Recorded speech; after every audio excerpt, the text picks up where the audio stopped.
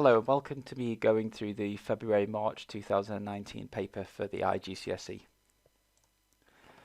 Okay, so this first question is asking you to compare these storage sizes and show which one is larger.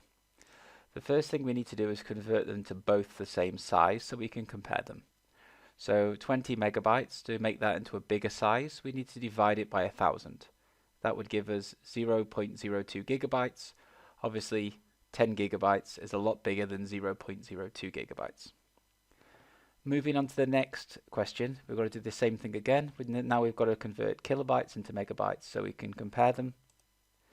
So this 3,500 kilobytes divided by 1,000 would be 3.5 megabytes. Obviously that is larger than 3 megabytes. Now it's asking you a question about input and output devices. We've got two questions here where we need to state what is meant by. This means we need to give a definition. So for this first one, an input device, it's a device, usually a peripheral device, which means a device that's connected to a computer. Remember, a peripheral is something that we connect, usually via USB. For example, a mouse, a keyboard, a webcam, and a component is something that's inside the computer, a motherboard, CPU, RAM, ROM. So an input device allows data to be entered into the computer system, and given an example, there's lots of examples. I'd say stick to the easy and standard ones like keyboard, mouse, microphone, things like that we've been over in class. State what is meant by an output device. It's a device that allows the user to view, hear the data, or you could see the data, that would also be fine, that has been entered into the computer system. Again, usually output devices are peripherals. Even inside a laptop or a tablet, the screen itself isn't part of the motherboard, therefore it's a peripheral device. So give an example, screen or monitor. Sometimes you can say VDU, which stands for Visual Display Unit, but that's quite an outdated term now. Monitor or screen are the most acceptable. Speaker, headphones, printer. In this case, like touchscreen, you could also say touchscreen here, but you won't be able to get away with using touchscreen here and touchscreen here. Say for example, if you said headset, which is like a combined microphone and headphones, you could technically put a headset here, but you also couldn't put it here. So try to use unique ones that are just inputs and just output devices for these kind of questions. Okay, this next question, we've got to use a 12-bit register, which means you're going to get marks for showing that you understand what a 12-bit register is or how you write these things in 12-bit. So this is the number, it's number 39. So this is how I've converted it. So we've got the 12-bit register here. Remember, this is going up to the full 8. So 1, 2, 3, 4, 5, 6, 7, 8, 9, 10, 11, 12. The parts that I've highlighted here is showing you where the marks are coming from. So you're going to get the marks for this part here, which is actually representing 39, 32 plus 4 plus 2 plus 1, and then also representing these zeros. You have to do that for the full 2 marks in this question. Same for this one here. You're going to get marks for representing 350. As you can see, 256 plus this, plus this, plus this will add up to 350. And then you're getting these marks here for representing the 0 as well. Okay, at the end of the race, this binary value was stored. We pretty much do need to do the opposite, which is we're just going to put this into a grid and put these numbers into the 12-bit binary grid and then calculate it together. So in this case, it's 124 plus 512 plus 128 plus 64 plus 4 plus 2 plus 1 gives us 1,735. And we just need to write that in the correct place for the full 2 marks. So you will get 1 mark for showing you're working out. That could be just drawing this or just writing this, and 1 mark for writing this into the correct place. Now we're going to look at sensors, and there's lots of different sensors. So I've just written a list here of the main ones from the book. So pressure, light, motion, magnetic field. So remember, pressure is, again, sensing pressure if something's pushing on something. Light, changing in difference in light, usually used in street lights. Motion, usually used for security systems, checking if something's moving or not. And magnetic field is a good example, is using these in shop security, where you're seeing if like one of the magnetic tags attached to a piece of clothing goes past the sensor. And again, in this case, they're using sensors to count how the competition finished the race. So how would you check that people had crossed the finish line, essentially? So again, we need to think about this in terms of getting the binary data, converting it into a digital signal, checking it, processing it, creating a certain output, and then obviously repeating this process because there's more than one person in the race. So again, we're going to send a signal to the microprocessor. That's obviously got to be converted into something digital using an ADC, an analog to digital converter. Then the data is going to be compared to a stored value. Has what the sensor given you, does that equal a positive value? As in, has this person completing the race equals true? If the data does match that value, the counter goes up by 1, so the next person's finished the race, the next person's finished the race, and we have to say this is a continuous process, which gives you the full mark. So remember, this would be a monitoring system, because even though a value is changing, when this goes up by 1, it doesn't change the way that you collect the next input. If it's a control system, if this was incremented by 1, that might start off a chain reaction of, okay, I've collected 1, so I need to collect the next input a different way. That would be a control system. A monitoring system continues to run in a standard way, and nothing changes. A control system changes depending on the inputs. Okay, so now we need to think about why Darius has chosen to write something in a high-level language rather than a low-level language. Remember, a high-level language is something like Python. A low-level language is essentially writing in binary or using assembly language. So Darius chooses to write in high-level language because it's closer to English. If, while, print, we can understand what the code is doing by the keywords or the key phrases. It's easier, it's quicker to write, quicker to read, quicker to understand, remember. But I would say on this line you couldn't write it's easier to read, it's quicker to write, read. All these are separate points. This would be one point, so you could only say one of these things. You could say that it's easier and quicker to debug, which means obviously if it's using English-like statements, you don't have to translate anything. You can read those words. You can see if you've done an if statement or a while loop correctly. Less likely to make errors, obviously, because you're writing in using English keywords and not writing in hexadecimal binary. And you can also get one line of code to carry out multiple commands. As we learned from when we're programming in the Little Man computer, each line could only do one command. The same applies for binary. Because remember, a binary command is split into the operator and the opcode and the operand. So the opcode saying the instruction that can be carried out, and the operand being the number, and they can only be processed one at a time.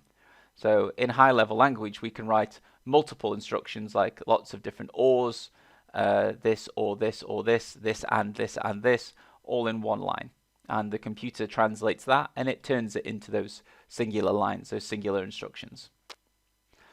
So Darius is using a translator, so we need to compare the differences between a compiler and an interpreter, and we need to tick 3 that apply, and some of the statements might apply to both. So reports errors produced at the end of translation, that would be a compiler. An interpreter reports the errors when it gets to them, so during the interpretation process. So if it reaches an error on line 3, it would stop on line 3. A compiler would say, okay, you have an error in your code, it's in there somewhere, but it wouldn't tell you what line. The program is translated one line at a time. That would be an interpreter, as I've just said when discussing the last answer. The program is translated from high-level language into machine code. Both do that.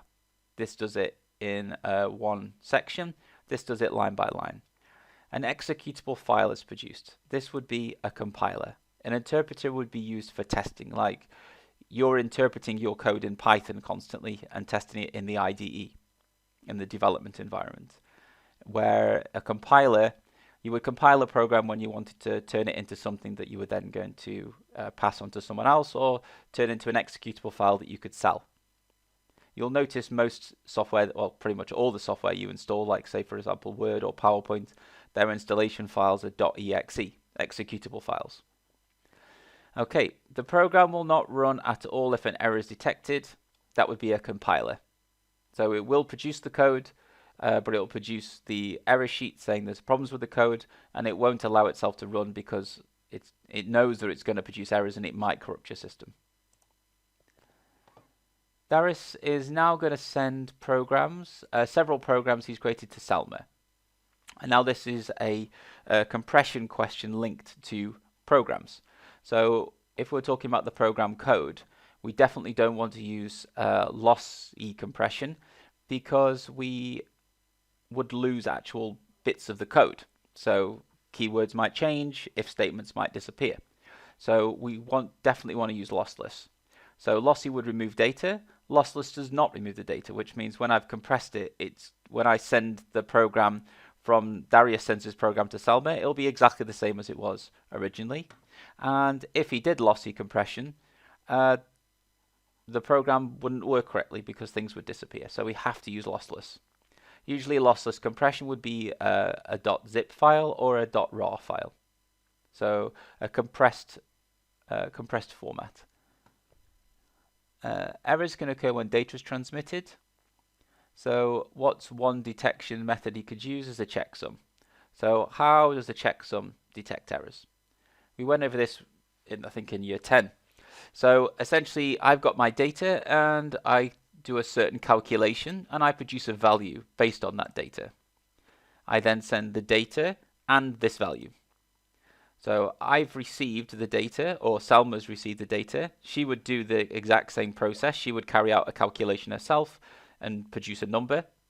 If those values matched, that meant that it's fine. If they don't match, it means there's an error. If they do match, it means everything was sent correctly. So if it did detect an error, then it would probably request the data again, or an error message would be produced saying there's been a problem during transmission. So state 3 other error detection methods. Again, it says state, so we just have to name them. So there's parity check, check digit, automatic repeat request. So these ones are pretty straightforward. Usually the format for these types of questions is it will ask you about one in detail. It's usually parity bit or parity byte. And then it will usually ask you to name some others. Okay, now moving on to a logic gate question. This one looks quite complex, but you just need to break it down and look at it in terms of sections. So here, this OR, we know that goes at the end because it's not in any form of bracket. This section here is dealing with B and C, so the inputs B and C. So it would make more sense to logically put this in this bottom section. Now this one looks quite complex, so we need to look at this in several parts. So A is 1 and C is 1. So we'd look at these inputs, so I would recommend we put these here, and then we've got a NOR. So what's coming out of this is then going to feed into this statement. So remember, we kind of always have to imagine this is at the end and we read backwards on this one, and then we read backwards here. So that's what's going to be over in this section, and then that's going to be what's closest over here. So if I look at this answer, I've had to do it in logically because I can't draw these in PowerPoint. So we can see that we have this OR here, and we've got B is 1 and C is not 1. These have been activated because obviously I've done it logically. If I'd put these on, then it would have showed the correct kind of electronic pathways. So we've got the OR here, and B and C not coming into here. Now we have the NOR, and this NOR is coming off the back of this section here. So A and C coming into this NAND, going into this NOR, which producing that output, and A is not 1. So A is not 1. So really, like as I said, we take this and we read backwards here. So and feeding back into B as 1, C is not 1. Here A is not 1, and the other input is A is 1, NAND C is 1. So we have C and A coming into this NAND. Now to go to the logic statement, you just have to check each input. So if this was 0, 0, 0, you just have to follow it through, and that would produce 0. I recommend in the exam you ask for a piece of scratch paper, or you can write, you could call these different points, you could label them up as D, E, F, or you could just use this as calculating space. But I usually draw on the diagrams that I've drawn and then cross things out and work my way through. But this would be the answers. So you're going to get a positive input for 0, 1, 0, 1, 0, 1, 1, 1, 0, 1, 1, 1. Okay. Now we need to explain what is meant by a USB. So a USB stands for Universal Serial Bus. We need to know that it's a way of transmitting data, as again we would mainly use the term USB as a storage device, but technically it should be called a flash drive or solid state drive when we're talking about storage. For a USB, we're mainly talking about the connector, as it says here. She connects the printer. So we're talking about the USB being a data transmission method. The USB connection on a solid state drive, it's the way the data leaves the computer and then gets put into the solid state drive. So the USB connection is primarily a transmission method. It's a serial, universal serial bus, so it's transmitting the data one at a time. And the benefit of USB is it's a universal standard. Pretty much everything connects with USB, so it's got a very common interface. Now we're talking about she uses powdered toner rather than liquid ink. Obviously, if she's doing a powdered toner, we're talking about a laser printer. What are the benefits of this? It's cheaper to print per page, it prints very fast, and it prints the text at very high quality. Drawbacks are it's expensive to purchase the printer, the toner is also expensive, and the printed images are usually lower quality, and sometimes the files can be quite a large size if you're dealing with large files that are being sent from the computer. It can store them in quite a large way in the computer's buffer where the information's being spooled.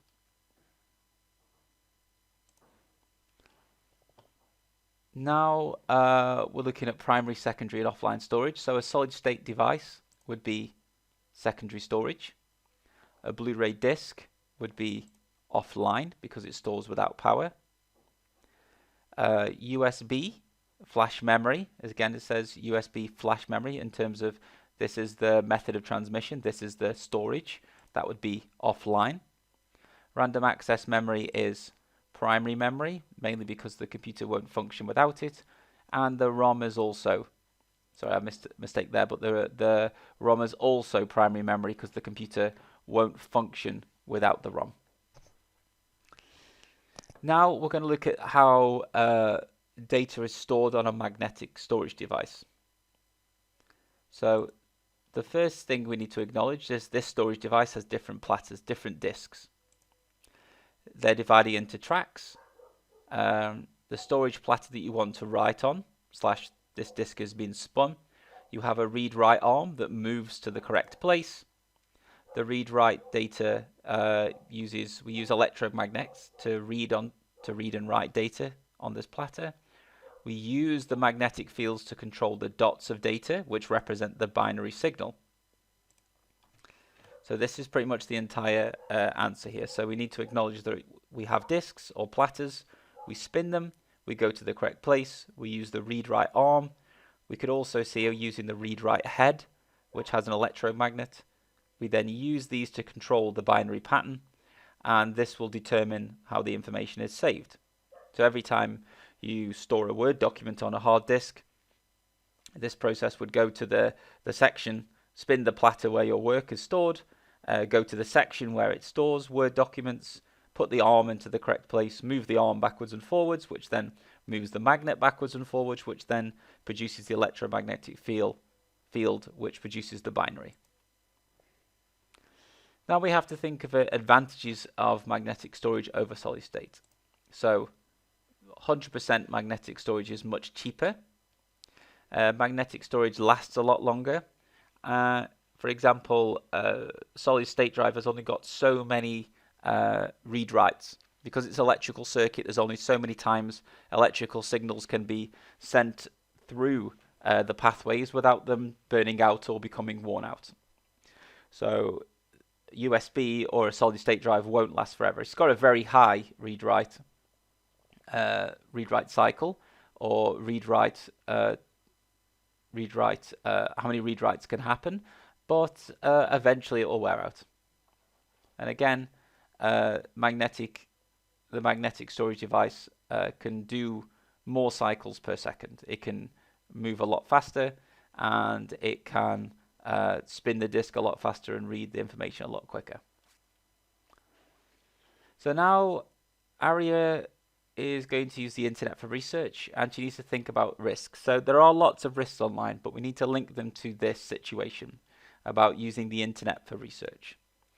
So one could be hacking, that she could go on a website which allows someone could be hacking her while she's trying to do research online.